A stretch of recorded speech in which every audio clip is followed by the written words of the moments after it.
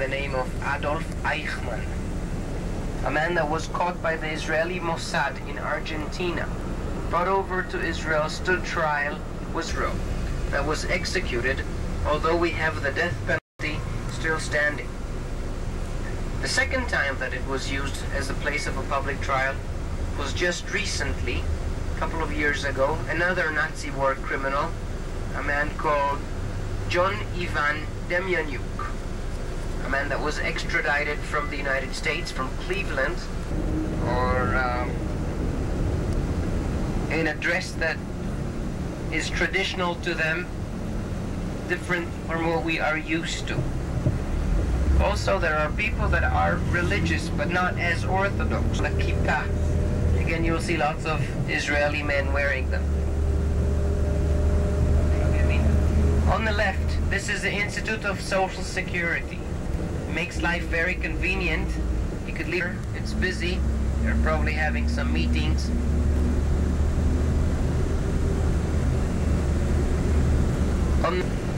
To the right of the flag, there is the eternal flame, burning in memory of all those that gave their lives on coins, on the shields of the country, and on other places.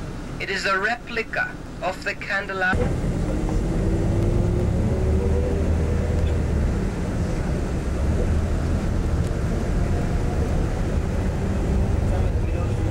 Current monetary unit. Any inflations that you see on television as homeless, as oppressed, as being beaten up. When we drive through Bethlehem, take a look. Come along. If you want to leave anything on the coach, you're more than welcome to. It's going to be locked. Well, there's Luke, and here we are. We've made it at our first stop. It's a rest stop here at a souvenir store in Bethlehem, Israel.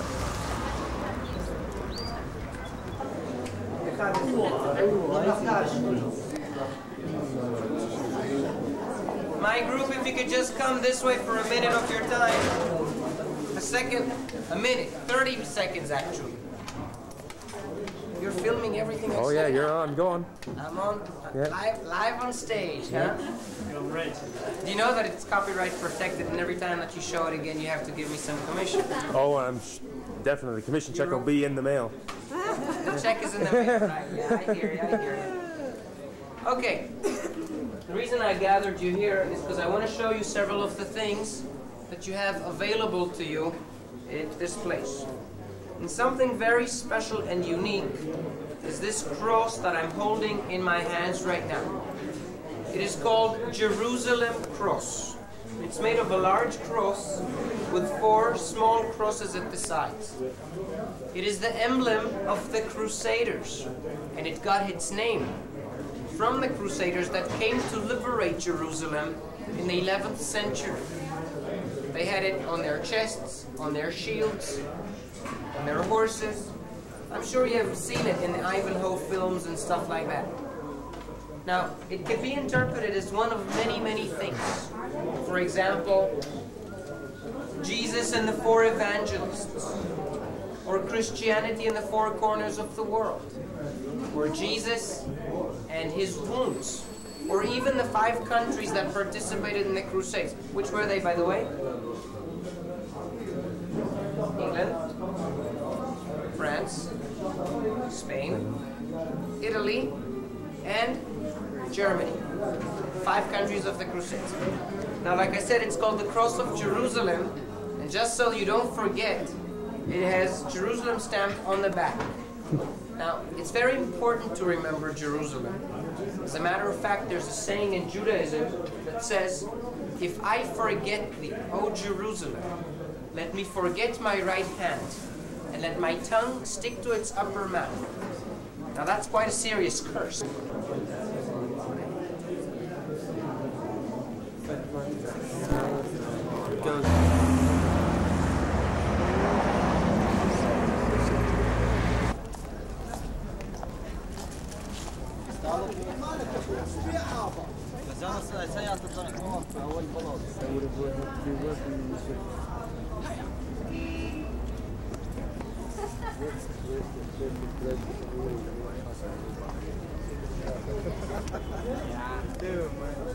my time.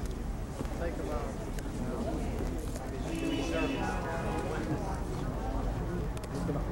I could think of a million others, but not that one. Guys, as we go in, please be careful with your head. Do not break the stone that has been here for a good many years now. Okay?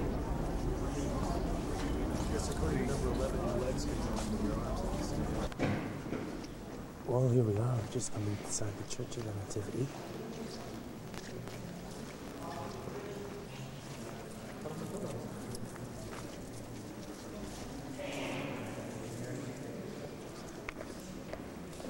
Is that all of us?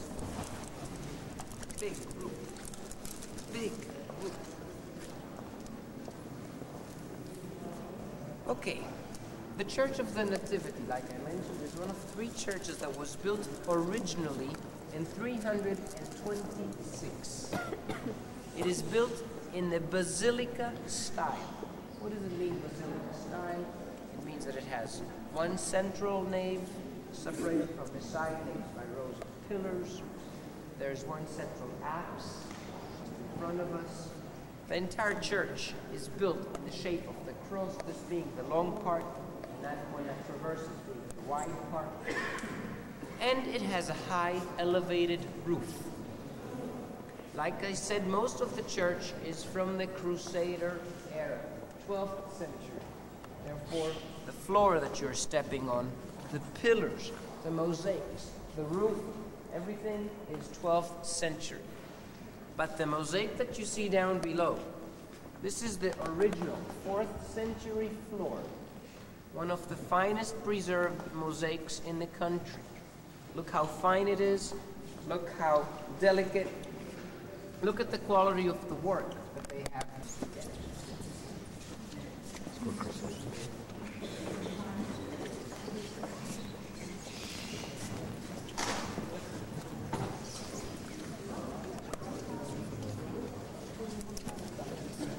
Now, like I said, we are going into the Grotto of the Nativity. Grotto means cave, nativity is birth, therefore we are going to see the cave of birth. And when I say that we are about to see the cave of birth, you all look at me with big wide eyes and say, wait a minute, what's he talking about? We know that back then. And let us ask ourselves first, why did the couple, Joseph and Mary, even come here to Bethlehem? What was their motive? They came to register for the census. There was a census that was ordered by Herod the Great. And he said that everybody had to go back to their town of origin so that he could count them, get the right amount of people, and know how much taxes he should be getting. And so Joseph and Mary, although they were living in Nazareth in the Galilee, they originated, both of them, from Bethlehem, therefore grabbed their belongings, schlepped them around, and came over here to Bethlehem for reasons.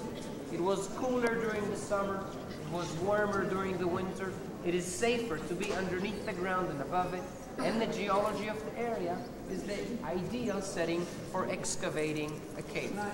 Hard first layer and bland layers beneath. So the Catholic.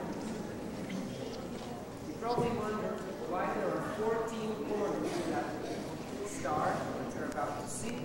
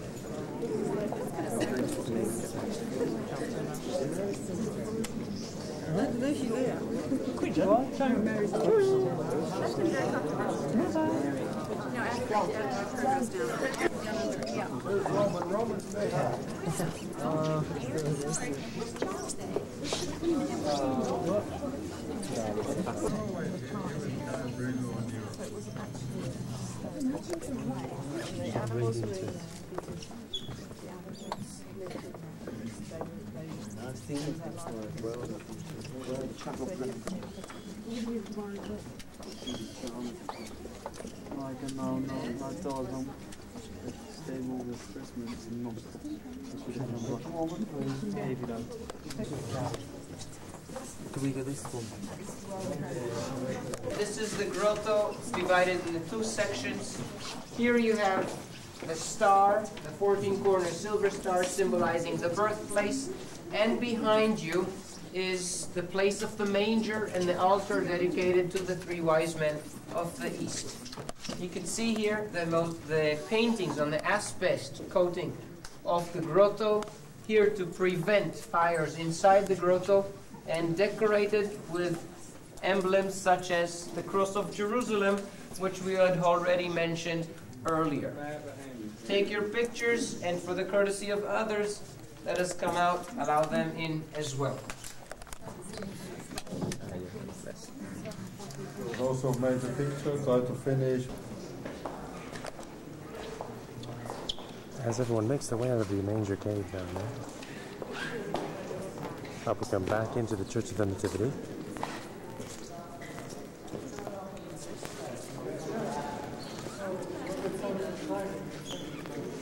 Christy, why don't you try something everybody's way? Linoleum.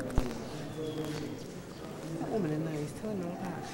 Where's the manger? He went, the manger's situated. A large representation here inside the churches. Very easy. The Armenians were the first nation that converted as a whole nation to Christianity. About a quarter of a century before, Constantine, the Byzantine emperor, converted to Christianity and made it the official religion of the state in the year 324. Which is why when Queen Helena, the mother of Constantine, came over to this place to build the church.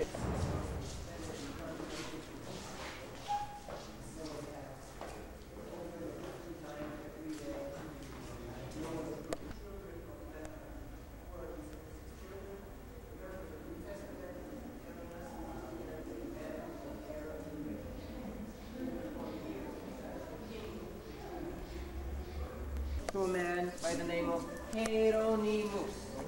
I had a name like that, I don't know what it is. But anyway, Hieronymus, you ever heard of him? Hieronymus? Sure you have. Maybe not by his Latin name, but by his more common name, Jerome. Saint Jerome. You heard of him? Yeah? Well, Jerome, or Hieronymus as he was called, was a Byzantine monk that lived here in the monasteries of the Judean desert. In one of his periods of isolation, he did something for which the entire Christian world should be thankful to him. He gave, scratch it from the protocol, he translated the Bible from Aramaic into Latin. And by doing that, allowed Europe, which had been pagan, to understand this new religion that was spreading around, and thus accept.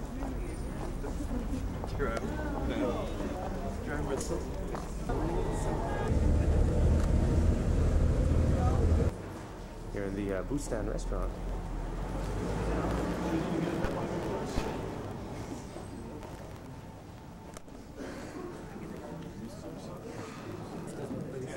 Fill up the tables, okay? Well, here we are, sitting at lunch. So, everybody here. Oh, isn't this just special? What a layout we've got here today, folks. Well, we've just had lunch, and now we are waiting here outside of Old Jerusalem.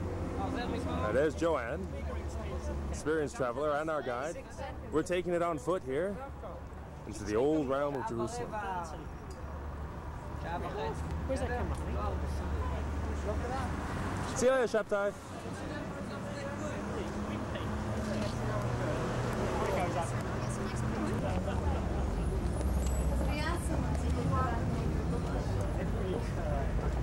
And in we go into the old town here of Jerusalem.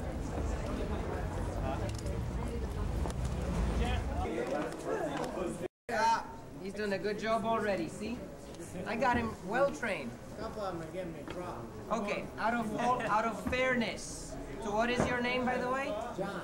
Out of fairness to John, I will not speak until I see him, so that he does not miss any of my explanations, unless he very badly wants to, in which case he will probably stay behind for a very long time. But anyway, we're now in the old city of Jerusalem. The old city of Jerusalem is divided into 4 quarters: the Armenian quarter, the Muslim quarter, the Christian quarter, and the Jewish quarter. This here is the Christian quarter. And we are going to walk through it to the Church of the Holy Sepulchre, where we will also see the last 5 stations of the Via Dolorosa, way of suffering. When we get there, you'll probably ask me why. You'll be with your tongue all out like this, you know. Tired, it's a long walk. But I've chosen a way that goes all downhill instead of us doing it the other way around, uphill. The great comes to the country, conquers it from the Persians, and starts the Greek era. He's later on replaced by the Romans, and the Romans last in this country until 324. That's AD already. 324 AD, in which time Constantine, the Byzantine emperor, converts to Christianity, makes it the official religion of the state. Everybody starts mass conversion towards Christianity. Through the crowded market streets here at Old Jerusalem. If anybody wants postcards, you can get a set of 30 here for $1. Here we are entering the entrance to the Holy Sepulchre.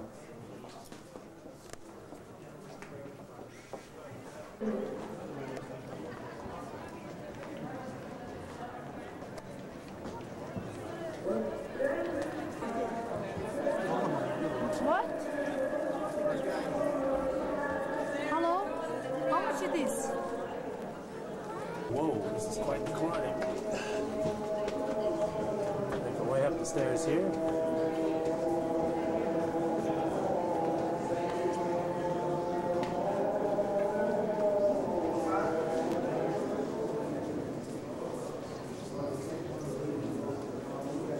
Mosaic behind me, you could see Jesus on the cross, at his feet, Mary Magdalene, the evil woman that was converted to good.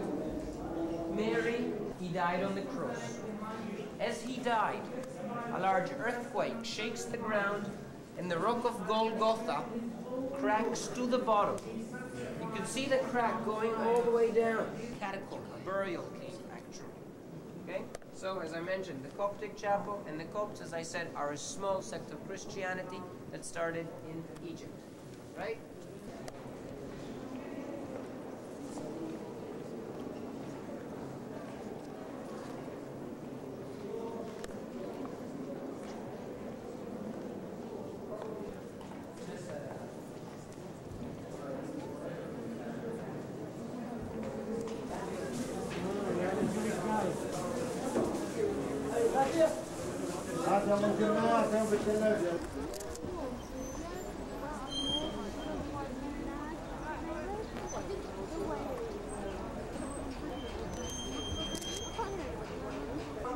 There it is, the famous Wailing Wall. The last wall remaining from the Hebrew temple that they're waiting for eternity to be rebuilt.